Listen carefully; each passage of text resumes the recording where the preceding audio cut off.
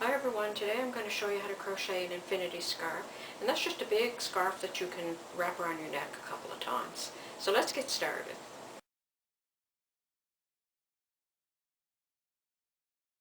I'm going to use Red Heart Love, and it is so beautifully silky.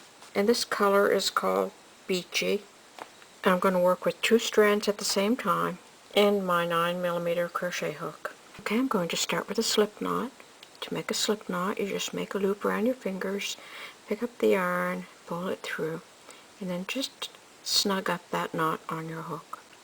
Now you can start with any number of foundation chain. I'm going to start with chain 16. So I'm just going to pick up the yarn, I'm going to pull it through, and that's a chain stitch. So you pick up the yarn, you pull it through. And I'm going to do that 16 times. I already did 2, so I'm going to add another 14. Okay, so I have my chain 16, and I'm going to yarn over, and I'm going to go into the 3rd stitch from the hook, right here, and I'm going to make a double crochet. To make a double crochet, you're going to yarn over, insert the hook into the stitch, pick up the yarn, pull it through. Now you have 3 loops on your hook. Pick up the yarn, pull it through 2. Now you have 2 loops on your hook. Pick up the yarn, pull it through 2. That is a double crochet. You're going to make 1 double crochet in each one of these chain stitches. So yarn around the hook, insert the hook through the next stitch, pick up the yarn and pull it through. Pick up the yarn, pull it through 2. Pick up the yarn, pull it through 2. Okay, that's all you need to know. So now I'm just going to go ahead and I'm going to make 1 double crochet in each one of these chain stitches.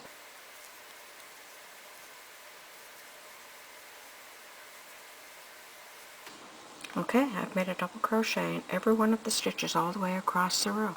So now every remaining row will be exactly the same as this. You're going to chain 3, 1, 2, 3, and you're going to turn your work. I'm going to make this as a very loose scarf, so I'm going to use the ribbing stitch.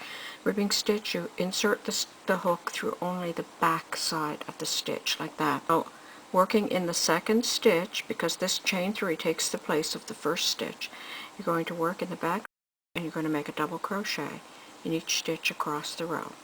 So double crochet in each stitch across the row, working only in the back side of the stitch.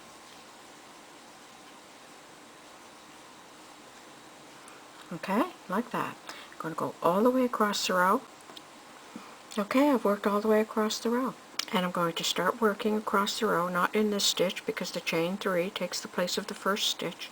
I'm going to double crochet, working in the back side of the stitch only, in every stitch all the way across the row. So that's how you're going to make your scarf. And you're going to make approximately 60 rows. For beginners, the most common mistake made is working into this 1st stitch, but your chain 3 in turn is taking the place of that stitch, so you're always going to start working in this 2nd stitch. So there's the 1st stitch, this is the 2nd stitch. And the next important thing is to work into the last stitch of every row. So for a beginner, it's probably wise to just count your stitches as you go across the row. And then when you reach the end of the row, you'll realize that there is 1 more stitch to do. Because with a foundation chain of 16, you're going to be working 14 stitches across every row. And the chain 3 takes the place of the 1st stitch. So that means you will actually work 13 stitches across the row. And I'm going to work all the way across the row and show you how to find that last stitch, because it's very easy to think that you've finished and you've gone to the end of the row when actually you haven't.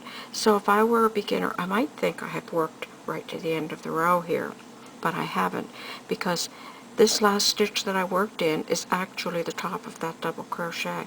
And here's my 1st chain 3. So I have to work 1 more stitch in the top of the chain 3 because that took the place of the 1st stitch. And I've already got almost 2 feet of work finished. Because I'm working in the back side only, it causes the stitch to stretch.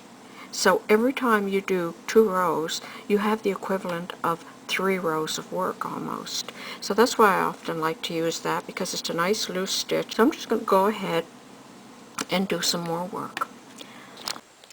Okay, I have worked until my scarf is 48 inches long, and that is long enough to go around the neck twice. So if you wanted it to go around 3 times, you could add another 24 inches.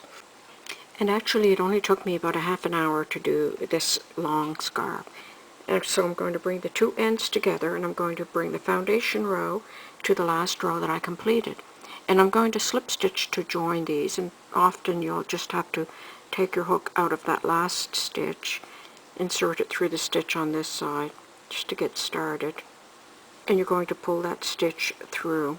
Hold these together like this so that you have your stitches lined up, and then you're just going to pass through one side of the stitch and one side of that stitch, and you're going to slip stitch, which just means all you do is pick up the yarn and pull it through all the stitches like that.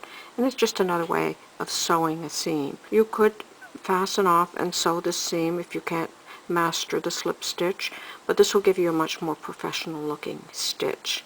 Now you're going to do that all the way across, and you're going to join this scarf so that it's just one big circle.